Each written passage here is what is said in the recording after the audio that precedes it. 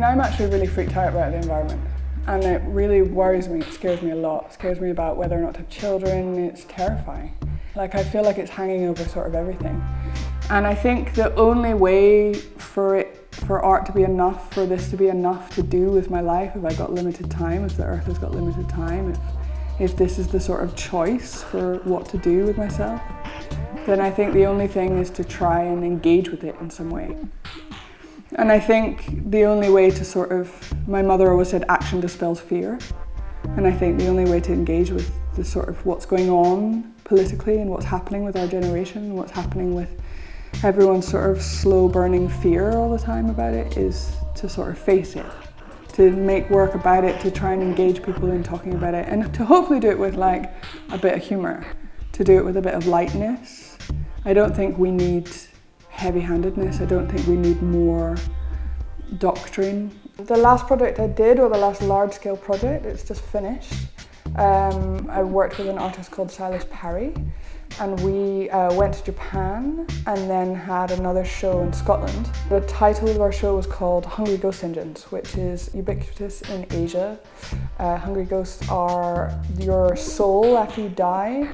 If you've been constantly consuming and needing more and more to make you happy, your soul will spend the afterlife looking and needing and constantly consuming and eating everything. And it's a hungry ghost. And so we looked at the consumption of East and West and how we always thought the East had like such high levels of consumption, but actually we're massively rivaling that now in Europe and America. So an artist friend of mine said that, you know, a lot of the materials that we both use in our work, he's called it the detritus of capitalism, and he means like street finds. Like this stuff that I find deeply inspiring. I took 3 photographs yesterday walking to Lidl of just junk on the street, and I often want to take it home, and my boyfriend is very dead against it because things end up in our hallway for a long time. A lot of my work is based on street finds or things I've seen on the street I find funny, like industrial bags of like huge things of polystyrene, all that kind of stuff I find like weirdly visually exciting. I made work based on materials that we constantly consume. Latexes, rubbers, PVCs, and these mylar balloons, which are encased in soft PVC. And they're about, it's called All Our Helium is Escaping into Space.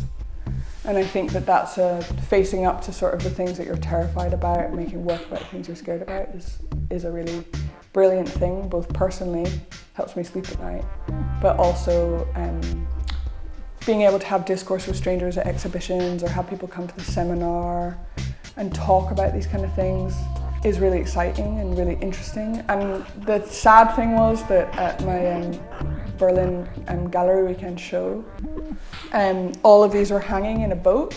People would come and then they started speaking to me or reading the blurb with the work, and a lot of people didn't know about our helium depletion or about why we're using so much of it, and they just thought it was an unlimited resource. And a lot of people said that, you know, it was like, oh, I'm really sorry to drip in a little bit more despair, you know, like another thing to be terrified about. I apologise.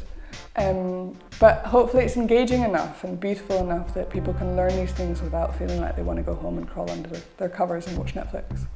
I feel like it took me a long time to sort of come to terms with what kind of work to make, and I think that there are many direct and indirect ways to deal with the crisis that we're sort of facing, and art suits me, but also I have real joy in it, and joy is an incredibly important part of being alive.